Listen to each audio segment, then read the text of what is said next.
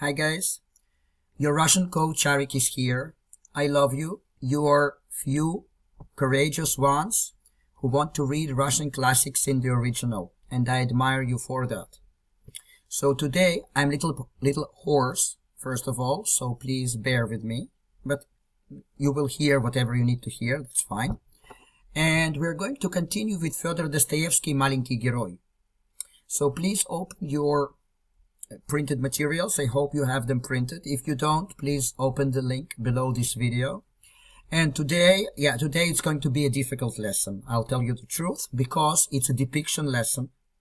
He's depicting a character, and he's going to have lots of adjectives and different peculiar forms. So you need to sip your coffee and be concentrated, and let's start. So now you will have your first mission impossible. You will have to find the place where we stopped the last time. And I'm going to show you where we stopped the last time, and for those who haven't been with us so far, from the beginning of the story, I'm going to just give you a brief meaning of what has happened so far. A brief plot, I mean. So, look, our last word at the previous lesson was podvig. So please find this word. Do you remember what podvig meant? Podvig meant a heroic deed. By the way, they also use this word in the Orthodox Christian tradition. They say that every day of ours has to contain some podvig, which is a heroic deed in our spiritual battle. So you can Google it in the Orthodox context. But here it just meant heroic deed, because it was a brief deviation by Dostoevsky, where he was talking about compassionate women. And he said that как будто и родятся на подвиг, so as if they were born for a heroic deed. And now we are back to the plot of the story. Now, what is the plot of the story? What has it been so far? There was a big party near Moscow, and very rich, glamorous party, with lots of guests coming and going back. And at this party, there was present a boy, who is the narrator of the story, and who is 11 years old. And he was kind of shy, and he got embarrassed quite easily. And there was this blonde lady who behaved in a peculiar way, and who kind of enjoyed torturing this boy by different means. By physical means, he would kind of try and break his fingers. Sorry, I meant she would do that. She would kind of break his fingers, other painful things, like grabbing him in a painful way, etc. But also she embarrassed him psychologically. She would offer him, for example, to sit on her lap in front of other people, and other things like that. And this little boy got embarrassed very, very easily. It was kind of a new, unexpected experience for him. Now, that crazy blonde lady had a girlfriend of hers, who was a far relative of hers, whose name is Madame M. And Dostoevsky, to tell you the truth, pays lots of attention to describing Madame M from different aspects. And today he will continue doing that. I don't know why, because I'm also reading it for the first time with you now. But we will see. Probably because he depicts her in a very precise and accurate way, probably she will play a significant role here in the story. But today, we are going to continue with the depiction of Madame M, who is a far relative of that crazy blonde lady. Now, during the first reading, you will probably not get much, but you just listen to the music of the language. Then we are going to work on this passage, and you are going to get much more. The passage is short today because it's not easy. So listen how it goes. Мадам М. была высока ростом, гибка и стройна, но несколько тонка. Все движения ее были как-то неровные, то медленные, плавные и даже как-то важны, то детски скоры, а вместе с тем и какое-то робкое смирение проглядывало в ее жесте, что-то как будто трепещущее и незащищенное, но никого не просившее и не молившее о защите. So, lots of interesting vocabulary here. The language is very beautiful. I hope you will be able to evaluate it after we finish working on that. So, let's start. Мадам М была высока ростом. So, высока comes from высокий, and it means tall. And ростом means height. Рост means like the height of the person. So, высока ростом, you can underline it as one expression, and it just means tall. Literally speaking, tall in her height. But in English it doesn't sound well, it's just tall. So, Madame M была высока ростом, she was tall. Гибка, гибка comes from гибкий, which is flexible. Гибка means flexible.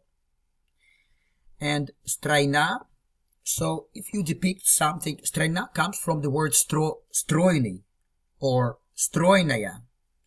And it means, actually стройный means, you might describe that as thin and graceful.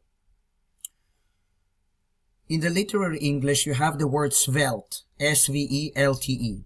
But what it means, basically it means thin and graceful. So I will just translate that as thin and graceful because that is the meaning it wants to convey. Now, несколько тонка, right? Несколько means to a certain extent. So please underline and write above that, to a certain extent. Тонка, тонкий means thin. So it might mean also thin in a person. Yeah, тонка. But to a certain extent, thin or slim. So тонка, basically, in order not to repeat the word, it means slim.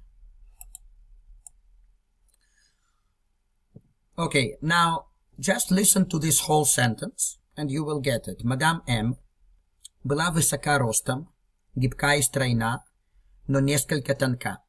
So Madame M was tall, flexible, and thin and graceful, but up to a certain extent slim. Now, it's a good example if you're into Russian grammar. You might ask yourself, but why it's высока, why it's not высокая, гибкая, стройная? So it is called in Russian shortened adjectives. And if you don't find them by looking up shortened adjectives, you can look up short adjectival forms. I think it's called, just let me check it.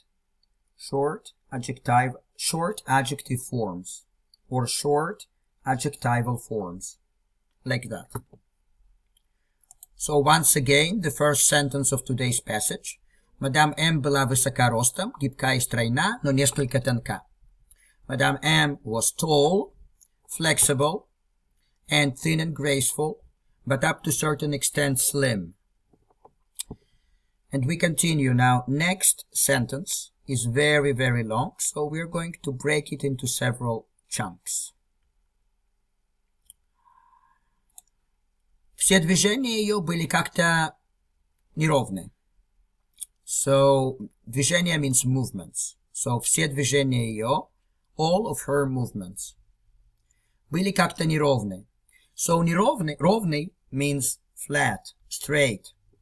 So, неровный, it means not straight, but in the meaning of like not harmonious, I would say. So, not harmonious. Let's agree that we translated this. Actually, no. Sorry. Not smooth. That would be the correct form. Not smooth. So, все движения ее были как-то. Как-то means somehow. Неровные. Not smooth. All of her movements were somehow not smooth. Now, the continuation of the sentence is built with the pattern of to. it means sometimes like that and sometimes like that. Yeah? То медленные, плавны и даже как-то важны, то детски скорые. So sometimes, so you can underline the word, the first word to, and right above that, sometimes. Please do that. And then please underline the second word to, and right above that, and sometimes. Yeah, sometimes like that and sometimes like that. And now there is this series of short adjectives that I have just explained to you. Медленный means slow. Плавный means smooth. Comes from плавный. Плавный means smooth. И даже как-то важны. And even как-то means somehow. Важны comes from важный, which is important. То детски скорые. Детский means childlike. Comes from дети, the same root, right? Childlike. Скорый means fast. It comes from скорый, but in modern Russian we wouldn't say it like that, скорый. It's a kind of a literary obsolete, but it means fast. So то детский скорый, I would translate that, and sometimes childlike fast, or childishly fast. А вместе с тем, вместе, means and in this case, and вместе с тем, in addition to that. So please underline вместе с тем, in addition to that. И here you can skip in terms of meaning, doesn't play lots of meaning. Какое-то робкое смирение. Какое-то means some form of, or some kind of. Какое-то. Какое-то means some kind of. Робкое comes from робкий. We already had it in this story. It means timid. And смирение, the next word, just a second. Where is my arrow? Okay, смирение. It means humility. Therefore, робкое смирение I would translate as timid humility. And какое-то робкое смирение, some timid humility. Проглядывала, picked through, was picking through. So there's проглядывала. Peeking, I'm sorry, it's peeking, not picking, peeking, like P-E-E-K. Was peeking through. В ее жесте. В ее жест, in this case, means movements in general. Usually gest would mean gesture, but in this case you could translate that as movement. And to tell you the truth, the word в ее жесте here conveys kind of a meaning of in her energy or in her general behavior. So that is the meaning it conveys. But I will just translate that in her movements.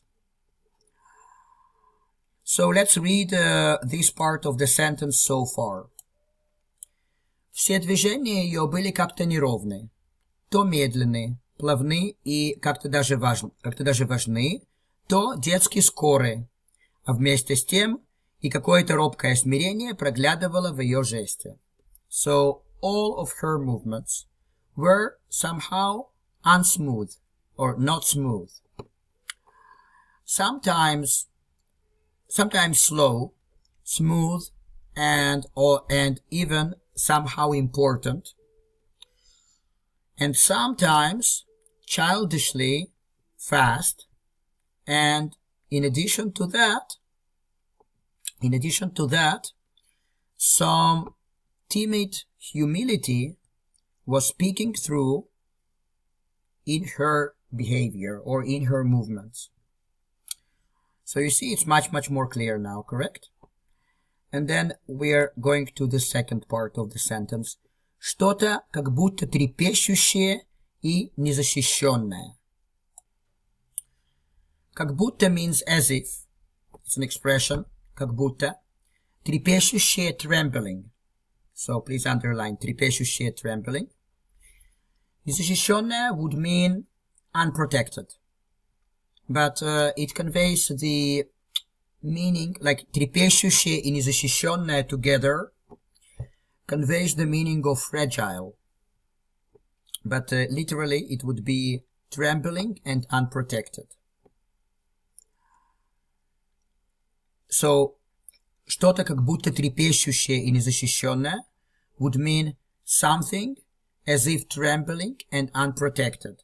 So, and Dostoevsky is talking here about something that was peeking through in her behavior. So, something as if trembling and unprotected, no, but никого не просившее и не молившее о защите. So, никого не просившее would mean not asking anyone, because просившее comes from просить. And никого means anyone. Никого не просившее и не молившее. Молившее comes from молить. One of the meanings of молить is to beg someone. And do not confuse it with молиться, which means to pray. But молить means to beg.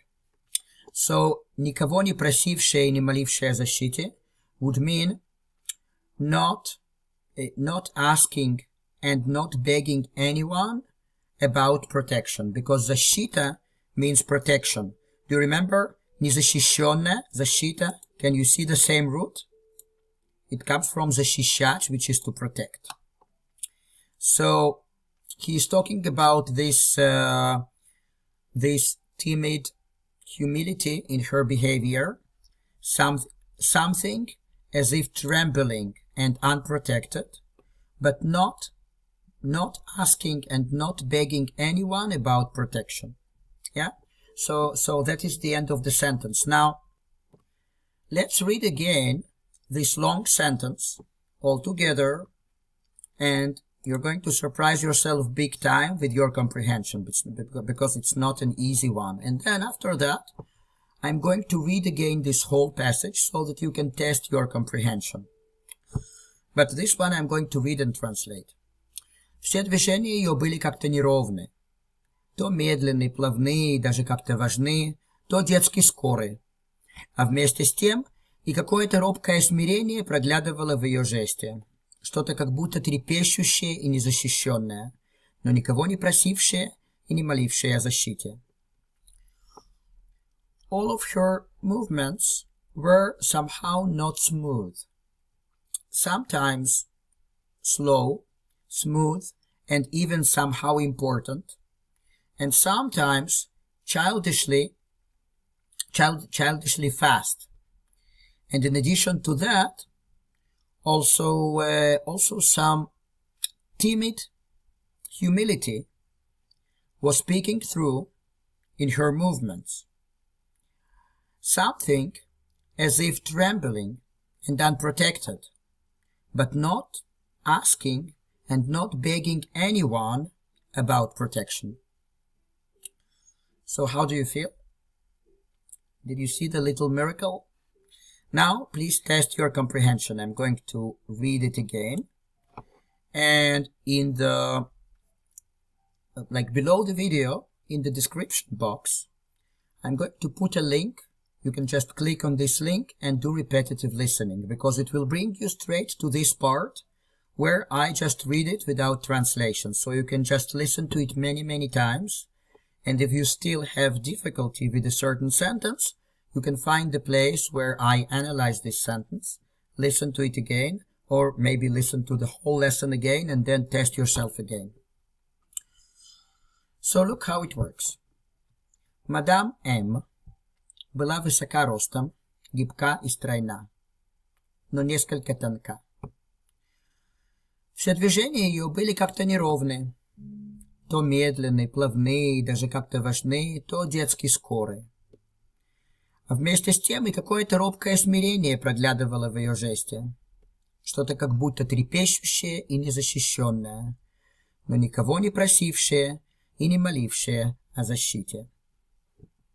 So guys, thank you very much. You have my contact details below this video. If you need private lessons in Russian or if you need private consultation, I provide the first meeting for free and with no obligation on your part. We can meet on Zoom and I can consult you regarding your Russian advancement and direct you to certain strategies and materials, because I have lots of experience teaching languages, so it can help you big time. Meanwhile, I wish you good mood, good health, and stay happy. Bye-bye.